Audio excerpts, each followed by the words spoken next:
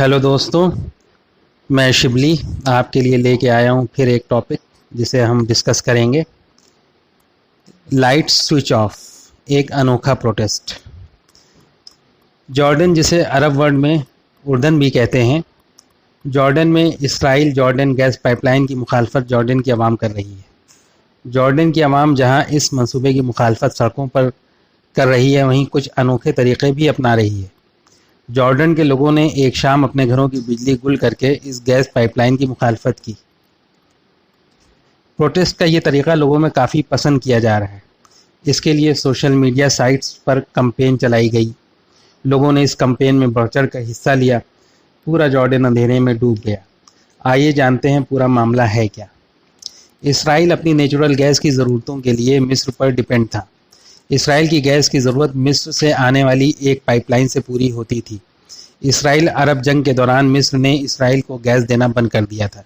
यहीं से इसराइल ने अपनी गैस ज़रूरतों के लिए खुद कफील यानी सेल्फ डिपेंडेंट होने की कोशिश शुरू की। इसके लिए उसने गैस एक्सप्लोरेशन ड्रिल शुरू की। इसके लिए उसने दुनिया भर की कंपनीज, खासकर यहूदी gas exploration and gas producers energy company को ऑफ़र किया। इन कंपनियों ने गैस एक्सप्लोरेशन ड्रिल की, जिसमें कई जगह पर गैस मिली, जैसे Thomas gas field, अश्केलॉन gas field वगैरह वगैरह। अब इसराइल के पास इतनी गैस निकल आई है जो इसराइल की गैस ज़रूरतों को 60 साल तक पूरा कर सकती है। साथ ही इसराइल अब मिस्र को गैस एक्सपोर्ट कर रहा है। ग्रीस के साथ उसने गैस पाइपलाइन बिछाने का एग्रीमेंट किया है। इसराइल ग्रीस और ग्रीस के रास्ते यूरोप को गैस एक्सपोर्ट करना चाहता है। Texas based noble gas company ने मेडिटेरियन सी यानी भूमध्य सागर में गैस खोजी। इसराइल की इस गैस फील्ड का नाम लेविथान है। इसने यहाँ से निकाले जाने वाली गैस को बेचने का एग्रीमेंट जॉर्डन के साथ किया। शुरू में ये एग्रीमेंट खुफिया रखा गया। इस एग्रीमेंट के तहत लेविथान गैस फील्ड से जॉर्डन तक एक गैस पाइपलाइन बिछाई जानी थी। ये 65 किलोमीटर लंबी पाइपलाइन बिछाई गई। इससे जॉर्डन की power company national electric company यानी नेपको को गैस सप्लाई होनी है। नेपको गैस से इलेक्ट्रिक पावर जनरेशन करना चाहती है। आप मैप में इस पाइपलाइन को देख सकते हैं जो मेडिटेरियन सी से जॉर्डन तक आई है। अब पूरी हो चुकी इस पाइपलाइन की टेस्टिंग का काम चल रहा है। इसमें गैस पंप की जा रही है। इस पाइपलाइन से जॉर्डन को 15 सालों में $10 बिलियन की गैस सप्लाई की जाएगी। जॉर्डन में इस पाइपलाइन का बड़े पैमाने पर अपोज हो रहा है। मुखालफत करने वालों में फ़िलिस्तीनी रिफ्यूजी जो जॉर्डन में रह रहे हैं वो हैं, ट्रेड यूनियंस हैं, बार एसोसिएशंस हैं, बाइकॉट इसराइल एक्टिविस्ट और कंपेनर्स हैं, और जॉर्डन की opposition party Islamic action front भी है।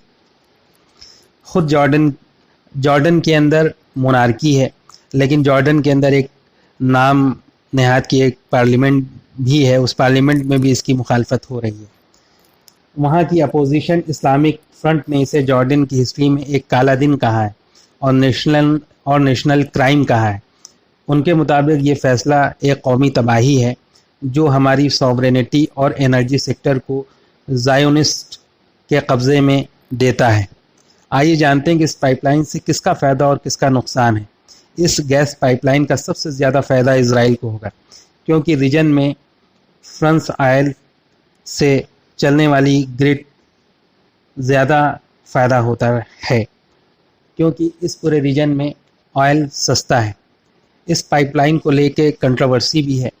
जॉर्डन के किंग अब्दुल्ला सेकंड ने इस पाइपलाइन के लिए इजराइल से एग्रीमेंट किया। ये गैस जिस गैस फील्ड से सप्लाई की जाएगी, उस गैस फील्ड के ऊपर लेबनान, सीरिया, साइप्रस और फ़िलिस्तीन अपना समुद्री इलाका होने का दावा करते हैं। आइए जानते हैं नोबेल एनर्जी जो इस गैस को निकाल रही है और इसकी मार्केटिंग कर रही है, वो क्या है। नोबेल एनर्जी अमेरिका के टेक्सास बेस्ड कंपनी है। ये शेवरॉन की सब्सिडरी है। शेवरॉन तब बनी जब स्टैंडर्ड ऑयल को तोड़कर कई कंपनीज बनाई गई। शेवरॉन रॉकफेलर फैमिली की कंपनी है। آئیے جانتے ہیں کہ اسرائیل کے ساتھ اس پائپ لائن ایگریمنٹ کو کرنے والے کنگ عبداللہ سیکنڈ کون ہیں؟ کنگ عبداللہ بیت المقدس کے کسٹوڈین ہیں یعنی متولی ہیں۔ ان کے باپ کنگ حسین یہودیوں سے بیت المقدس ہار گئے تھے۔ کنگ عبداللہ کے دادا یعنی کنگ عبداللہ جو موجودہ اس وقت وہاں کے کنگ ہیں، ان کے چھڑ دادا مکہ کے گورنر تھے جنہیں شریف مکہ حسین بن علی کے نام سے جانا جاتا ہے۔ انہیں عثمانی سلطان نے رسول کریم کے خاندان ہاشمی سے ہونے کی وجہ سے مکہ کا گورنر بنایا۔